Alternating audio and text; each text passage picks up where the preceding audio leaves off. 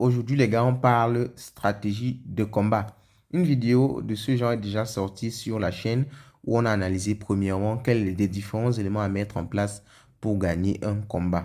Alors, l'équipe A réalise un autre document qui explique encore mieux comment faire pour avoir le maximum de chances de gagner un combat. On va le parcourir ensemble dans le but, n'est-ce pas, de gagner au maximum sur Oyabun.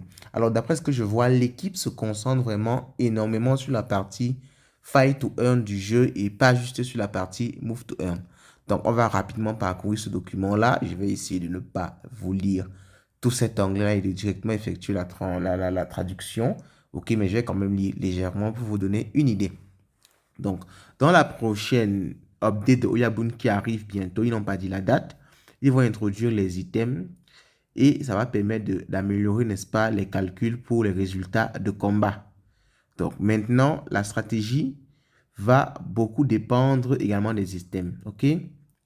Donc, to become the top fighter in the arena, pour être le meilleur combattant, il va falloir bien choisir vos skills, donc vos compétences, mais en fonction aussi de votre adversaire.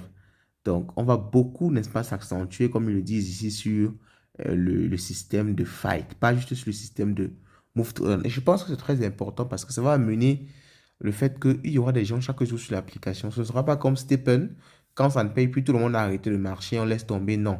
Ici, si, et en plus, comme il force les gens à combattre, entre guillemets, parce que quand vous ne combattez pas, il vous coupe des points, vous serez obligé de combattre et ça va amener à ce qu'on utilise l'application chaque jour, ce qui va vraiment amener une communauté engagée. Donc, il rappelle qu'il y avait déjà le status report tout qui parlait des mécaniques de combat. On a parlé de ce document-là. Donc, vous pouvez aller sur la chaîne vérifier. Et vous allez voir également, n'est-ce pas, une combinaison, un résumé de ce genre-ci par rapport à ce premier document-là concernant, n'est-ce pas, les mécaniques de combat. Donc maintenant, ils vont donner quelques autres éléments par rapport à ces histoires de combat-là. Donc, Effective Strategy for Fight and Earn. Donc, dans la version première du game, la version qui est disponible actuellement, il y a une stratégie en rapport avec, n'est-ce pas, les attributs. On va voir ça par la suite. Donc, on dit après la mise à jour qui va venir, il y aura une stratégie. La mise à jour qui va venir va introduire, n'est-ce pas, les items. On avait parlé des items, les couteaux, les armes à feu, les yeux bioniques, les martial arts dans les arts martiaux. On avait parlé déjà de ça. Donc, ça va venir dans la prochaine mise à jour. Et on dit, ça va jouer un rôle crucial dans la stratégie de Fight and Earn. Ok? Donc, il faudra ajouter à votre Yakuza des items pour le rendre un peu plus puissant. On dit item will affect your Cyber Yakuza attribute in different way. Donc, ça va. Un item va augmenter, n'est-ce pas, les attributs de votre Cyber Yakuza.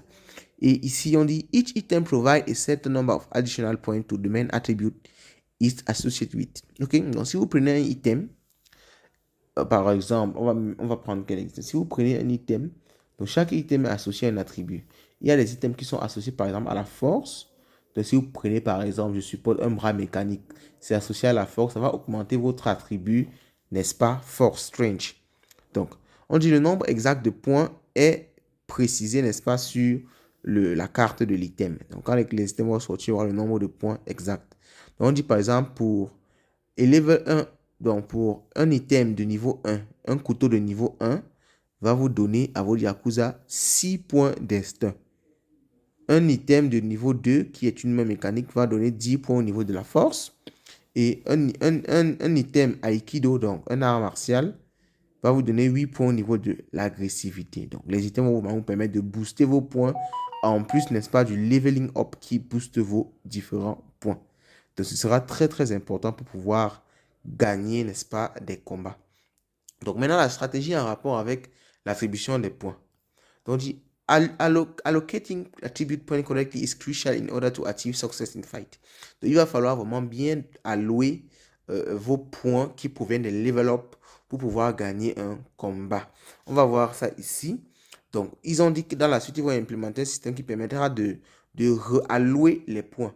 Donc, pour l'instant, ce qu'ils conseillent ici, c'est il ne faut pas mettre tous les points sur un même attribut.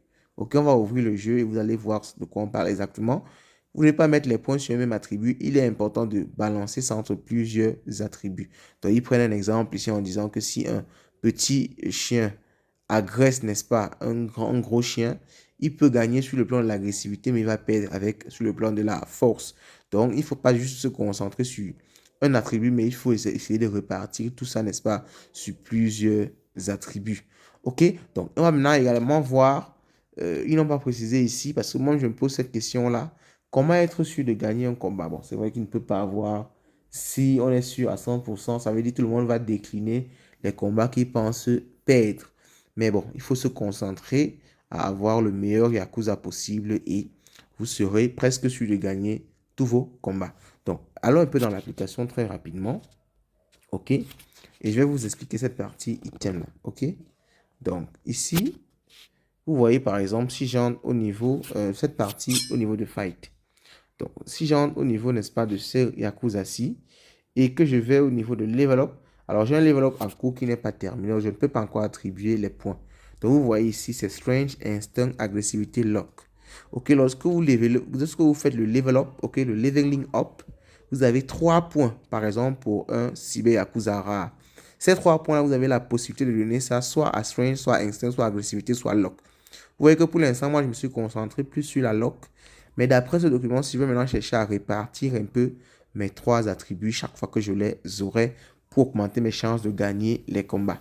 Donc, je rappelle que j'ai également pu, n'est-ce pas, récupérer mes OYAB qui étaient stackés, 3750. Vous pouvez voir ça en haut là au niveau de mon wallet. Alors, je crois que c'était sur le même. Si vous avez utilisé le même wallet, il n'y a pas vraiment quelque chose de magique à faire. Vous avez juste dû recevoir ça automatiquement dans votre application Oyabun. Maintenant, si ce n'est pas le cas, vous devez faire le transfert du wallet sur lequel vous aviez avant vers le nouveau wallet. Donc, les gars, je partage avec vous très rapidement les mécaniques de combat sur Oyabun. Dites-moi ce que vous en pensez en commentaire et on se retrouve pour la prochaine mise à jour. Ciao, ciao.